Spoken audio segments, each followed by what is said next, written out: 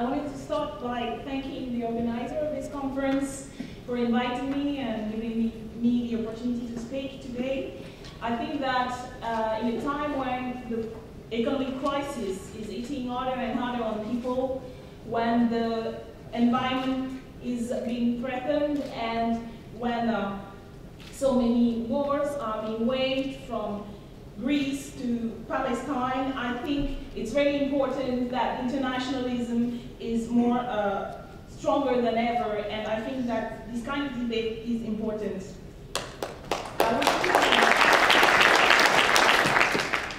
I want to focus on the European experience and what kind of role France is playing. I just saying that there was indeed a war being waged in Greece, kind of different from what is happening in Gaza, but it's nonetheless a war, because neoliberalism is a war against the people, a war against the poor, and it's also a war that is waged between workers.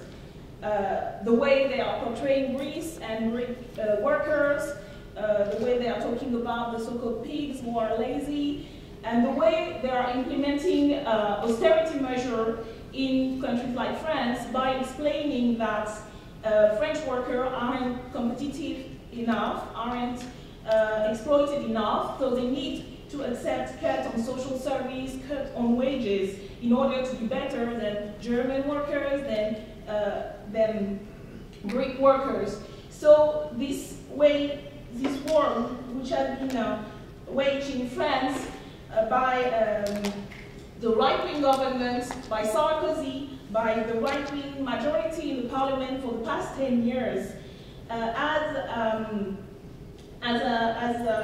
had a little bump in the past month, because the people defeated Sarkozy last May, and it was a real important moment, because Sarkozy was a very zealous neoliberal. He wages war against the French worker. He promised to break the spirit of resistance and all the social security and the social rights that had been won by the French working class, and he did pretty well against the pension, against the workers, against the trade union. So he did a pretty good job for the neoliberal power, and that created a lot of anger. There have been mass movements of students. There have been a big movement against the pension reforms, and people went on the street and they marched and they went on strike by millions, and they finally voted him out last May. But at the same time, the problem was that this relief didn't last very long. The thing is, François Hollande was the Socialist Party candidate and got elected against Sarkozy, has been actually pursuing the same kind of policies that Sarkozy has been doing in the past 5 years. It's not the same style, because with Sarkozy it was kind of a caricature, but it's the same spirit. It's the idea, and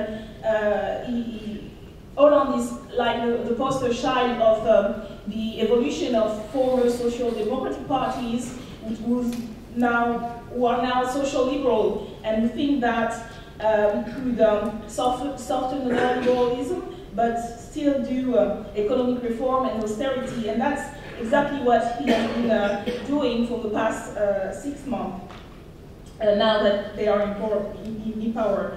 And not only that, not only doing austerity measures, but also doing being very tough on security issues, about immigrant policy, being very cautious about progressive rights.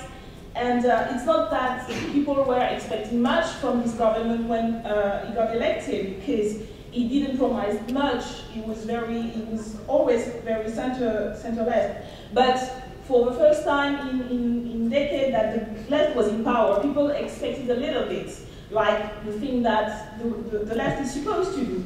And now there's a state of in-between anger, disillusionment, but also resistance, because now people know that because of what has been happening also in other countries, also because of the experience of the past years and of the past decade with movement like the anti-capitalist movement, with the anti-war movement, people know that the only victory and the only right they're gonna get back is by organizing and by fighting back, actually.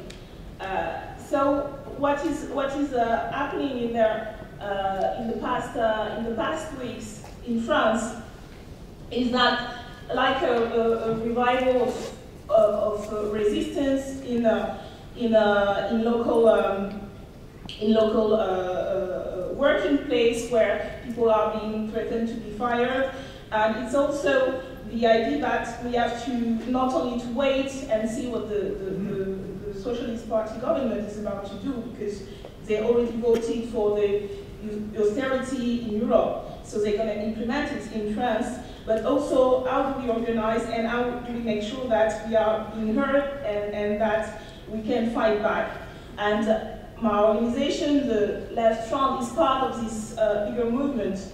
Late September, we've been organizing a big demo against the European Treaty, and we've been allying with a social movement, with trade unions, and to say at the same time that we were saying no to the new EU treaty, we were also saying that we are in solidarity with people in Greece, with people in Spain, with people in Portugal, because of the previous movement, because of the anti-capitalist movement, because also of the way those experiments, especially in Greece, have inspired millions of workers and in Europe. So I think that's a very new situation where now that in France, the Socialist Party, which is allied with the Green Party,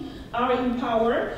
Now the real left, the new left that we are ready to represent, is both onto the street, resisting and building anti-neoliberal policy movements, and also inside the institution, like we did during the previous electoral campaign. Our presidential candidate got 11% of the vote. And what we have been also arguing is not only about austerity and fighting back against austerity. It's not only about environmental issues, it's also about democratic issues. And I think what the colleagues said previously about the need to emphasize democratic issues and to revive democracy for the people, by the people, was a very important dimension of our electoral campaign. And I think it relates both to the discussion we have here, but although the situation is different in France, the idea that we need to regain democracy, it also relates with what has been happening in the past years, whether the revolution in the Arab world or the Occupy Wall Street, and this idea that the people demand now their democracy back. So I think I'm going to conclude now about the challenges that face the new left. This new left, like in Greece, which is on the verge of maybe taking power in the next month, in the next years, which is a new level of responsibility. So now it's not just in theory, and it's going to be concrete. I think what you have in the next 2 years and the campaign about your referendum, also about independence, are really new challenges for the left. But at the same time, I think that we are more ready than ever to do these challenges and to succeed by building strong anti-capitalist movements on the ground in the institution, and also by building strong international, European-wide coalitions in order to fight back, because they are organized internationally on the European level, and we need to be organized on the same level. So thank you very much. and I hope we'll see in the next battles together.